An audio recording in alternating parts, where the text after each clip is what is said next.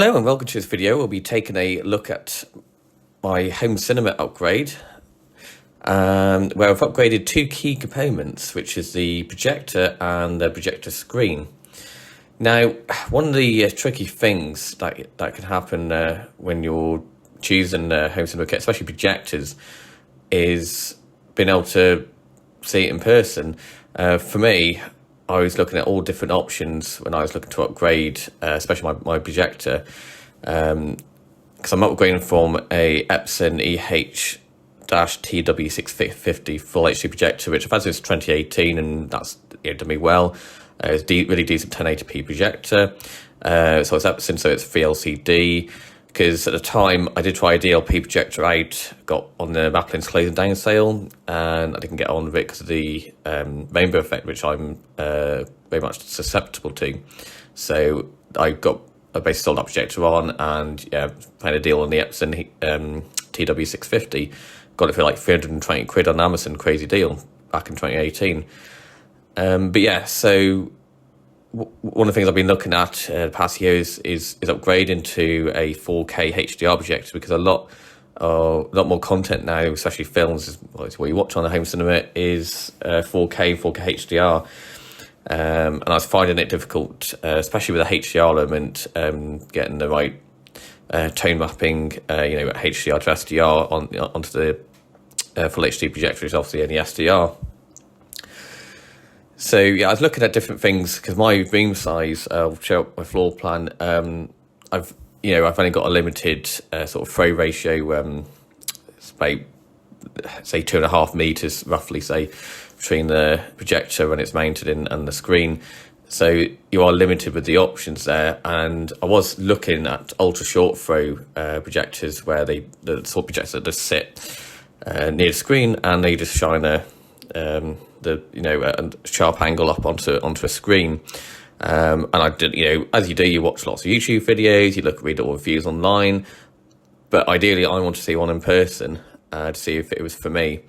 Now, that's something that's quite difficult depending on where you live. I live in Shrewsbury, Shropshire, here in the UK, and to actually view something like that, you have to go to like a specialist AV shop normally, because although we do have like a Curry's in the town, I tried going there, but basically said, even though they sell projectors online, they don't have them in the store to demo them. They just had televisions, which is no good. And then I stumbled across a company who are based in Telford, which is the next town over from me, so it's not that far away at all, actually around the corner from where my auntie and uncle live. It's a place called Pure Theatre, and they're an independent company that not only sell things like all home cinema kit, like projectors, speakers, chairs even, etc. They actually manufacture their own projector mounts and screens. And not only that, is they have showrooms, and they have a number of showrooms where they can demo all sorts of projectors, including all short throw to your mid-range and even high range projectors, which is excellent. So I booked some demos there, and Chris, he's the manager director, he's absolutely brilliant. They show you all different content. You can pick what content you want on there to show, so they show things like your streaming services, Netflix, Disney Plus, whatever you want to put on there, 12 Ultra HD Blu-ray. And they got all these different projectors and screens. So he showed me some different ones, and he showed me some DLP projectors, which I thought I wouldn't get on with, but I'll get to that in a minute. But yeah, the first one he showed me which one I was interested in was the ultra short throw projector. I went to go and demo that initially, and when I did, within about a couple of minutes, I was like, no, it's probably not for me. It had the picture had especially around the text and everything, it had like something like sort of halo. It just basically didn't look right, and he could tell within, it wasn't for me. So he said, come upstairs and I'll show you some other projectors. Because the other thing with the old short throw projectors, which not everyone might not know, is you definitely need a new screen with that, and you need one that's called like an ALR screen, which is basically grey, and they can cost a bit of money. And then while I was thinking about it, so a couple of new projectors came out, which Chris was quite excited to show me. They were both in the range where it would fit in my room size, They got like very sort of short throw ratios, and that was the BenQ X500i, which is an LED DLP model, 4K HDR sort of game projector. That came out, and then while I was trying to arrange a demo for that one, another one came out from BenQ, which is the TK710sti, which is a laser DLP 4K projector. So I was quite interested in seeing both of them. So what he did was he did what they called Projector Showdown, where he set them both up, and I went and we played a bit, the same content on both, so we could see them side by side. And that's something you don't appreciate unless you see it in person, unless you see it there. The difference is when you see both of them, because I was looking at, the X500i sounded good on paper, LED projector and everything, but when I saw them both side by side, the TK710sti laser projector just blew the other one out of the water. Again, within probably 5-10 minutes, I was like, just watching the other one, and we turned the other one off in the end. I was really pleased with that. We were blown away, and like some people there came out and they were blown away by it as well. It's for the price point, I think I got it for, I think he did a deal for like 1,400, and at the time, or it might be 1,300, and it was sort of retail. Even now, normally retails for £1,500. So it's still like sort of I don't know what you call it, if you call it mid-range sort of model, or lower end in terms of that banding. But yeah, I was really pleased with it. So yeah, I went ahead and ordered that. In terms of the rest of my setup, it's pretty much the same.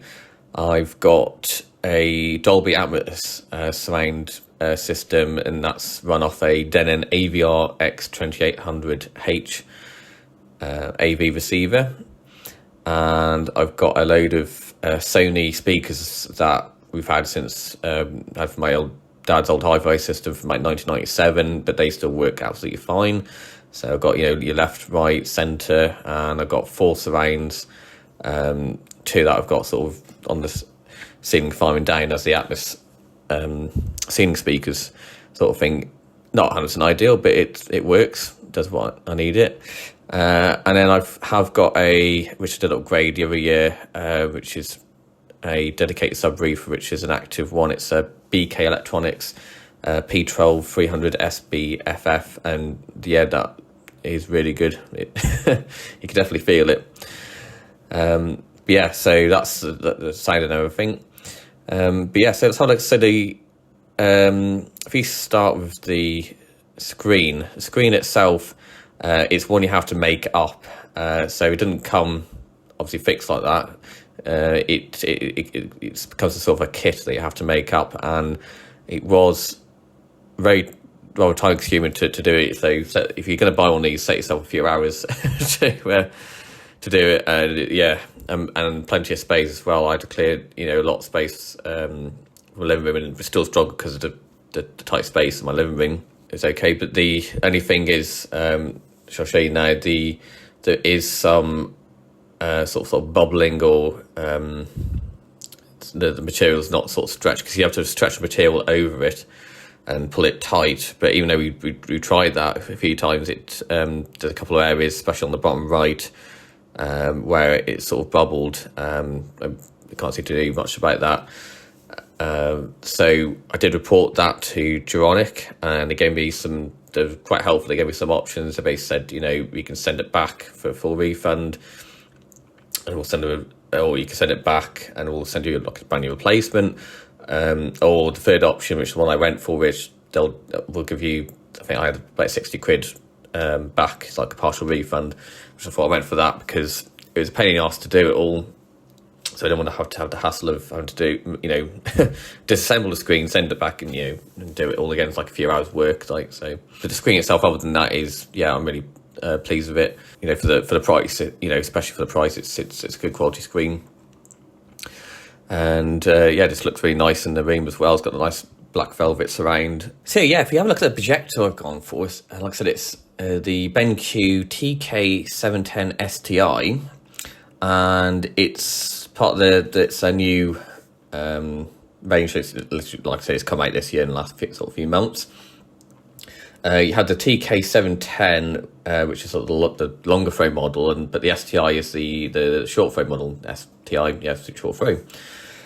When I say short throw, yeah, it can produce, on the graphic here, you can get 100-inch screen from a minimum of 1.5 meters. So yeah, between 1.5 and 1.8 meters gives you a 100-inch screen.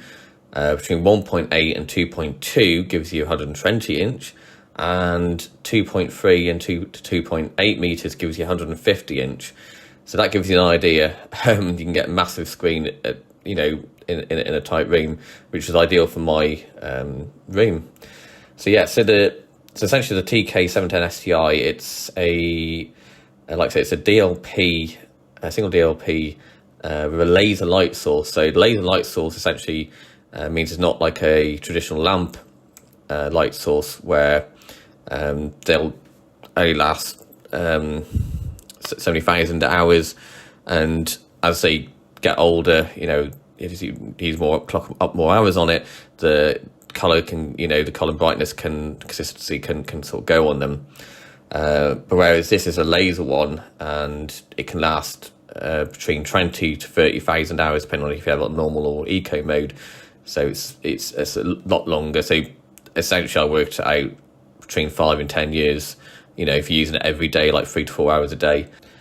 But yeah, so it's rated at 32,000 ANSI lumens on that scale. It's 4K Ultra HD, which is, it's not what you call native 4K projector. It gets its 4K from what's called pixel shifting. Saying that, when I'm watching 4K material on it, to me it looks 4K. You can definitely tell the difference between a 1080p source and a 4K source for sure. And like I said, it supports HDR. In terms of HDR support, it supports HDR10 and HLG, so it doesn't support the more fancy ones like Dolby Vision or HDR10 Plus, etc.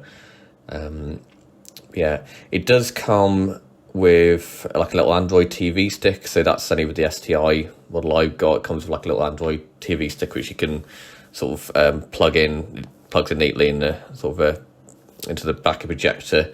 Like a little flap comes down and you put it in there, so it fits in like neatly there. I not use that myself because I've got a Fire Stick 4K Max, whatever it's called.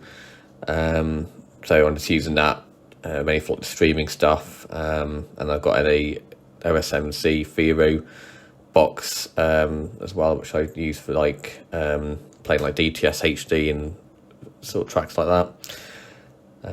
So yeah, so in terms of the projector itself, like I said, I've been using it for a couple of months now, and yeah, really pleased with it. It's quite easy to set up.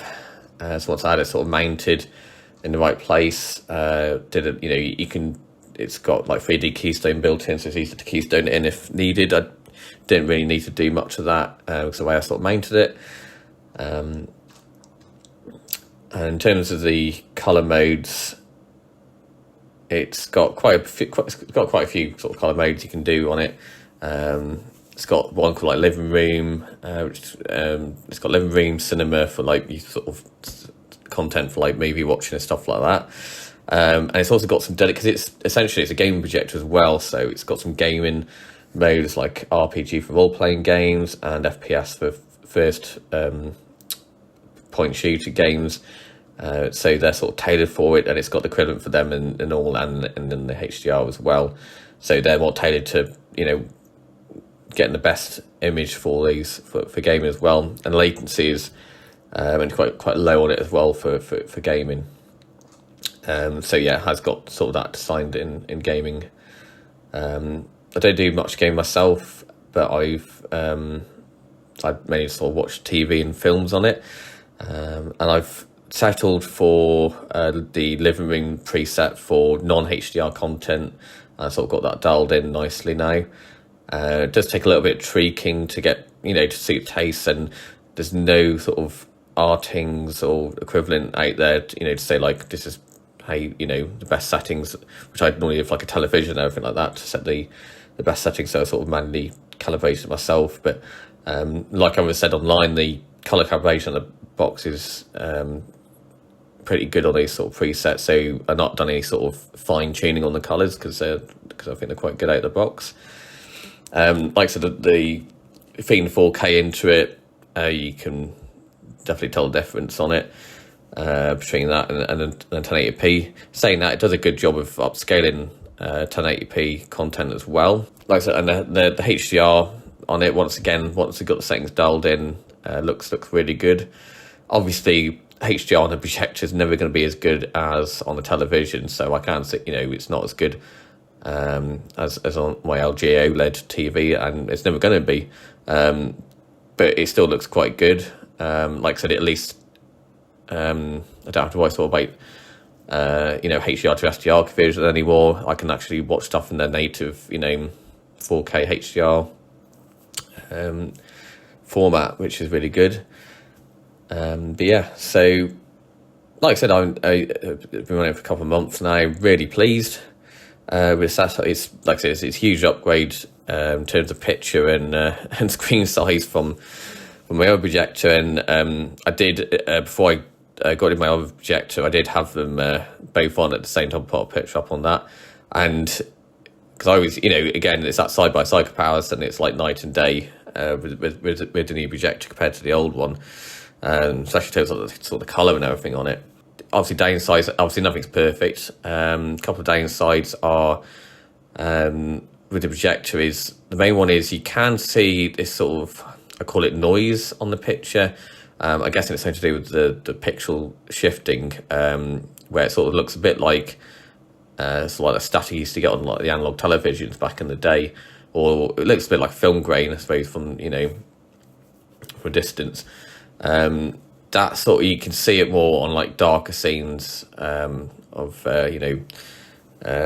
if you've watched like a movie or something, and it seems to be more pronounced on 50 and 60 when you're playing stuff 50 or 60p rather than 24p. But yeah, it's one of the things, you sort of get used to it. It's not a deal breaker, and I probably am sitting way too close to it to the screen, because it's quite a big screen and I'm sitting quite close to it. So if you're obviously sitting further away, you might not you probably wouldn't notice it as much. So that's probably a bit of my own fault there. But no, that's but like in terms of the other one, was the rainbow effect. A lot of people want to know about the rainbow effect on it. Like I said, I'm rather susceptible to the rainbow effect, and I'm not going to lie, I can see it sometimes on it. It's not completely rainbow free. It is end of the day like a single chip DLP projector. You're going to get rainbow effect on it. But to be honest, the vast majority of times I do not notice it all, and I am really sensitive to it, but I don't notice it 99% of the time. It's only under certain circumstances, especially like if you got like sort of credits on the screen sometimes, or it's nowhere near as bad as the one I had years ago, for sure. But apart from that, it's pretty good. So like I said, if you want to see a longer sort of more in-depth review of the projector, I'm more happy to do that. Let me know in the comments. Other than that, thank you very much for watching. And just to say, at the time of recording this video, my subscriber count is at I think it's 990, so I'm sort of 10 shy of the 1,000, which is just amazing. So I just wanted to say thank you to all my subscribers out there, for subscribing and to watching. Sorry I haven't been putting some videos out lately. It's been really busy, unfortunately, but hope to get some more videos going in the sort of new year. I want to show like doing like another tour of my home lab for people who are into sort of home labby stuff, and things like that, and maybe some more private videos. So stay tuned. Thank you for watching, and I'll catch you in the next one.